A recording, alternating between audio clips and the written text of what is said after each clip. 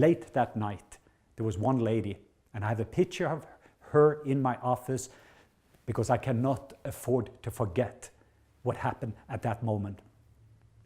She opened up her burqa, and I was able to look into her face and into her eyes, and she said, I prayed a prayer, and we had a translator from Urdu, and I was thinking, wow, that's amazing. And she said, yeah, I received Jesus. And I was thinking, wow, that's even greater. And she said, I also got healed today.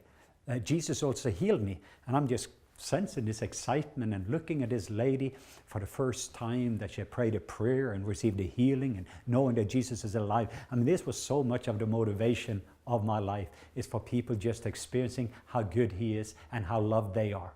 But from the joy on her face, it was just a matter of a moment. I can still see it today, over 20 years later. It suddenly became sad. It suddenly became kind of a dark.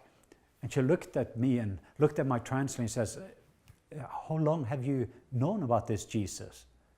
And I was thinking at the time that my country, Norway, we have just celebrated 1,000 years since Jesus came to Norway. I started thinking about, since I was a child, I knew about Jesus. So it was just those thoughts going through my head. But at that moment, I said, well, my country has had Norway, have had Jesus for a long time. And in America, where I've also lived, we've had Jesus for many years. And she says, but why didn't you come earlier? Why didn't you come earlier? I had never before met this Jesus. And then she started to describe my husband. He died and he never got to hear the name of Jesus. He never got to experiencing that Jesus is alive. And then my son, he died and he had cancer and he never got to know about this Jesus. Why didn't you come earlier? Why didn't you come earlier? I never forgot that moment.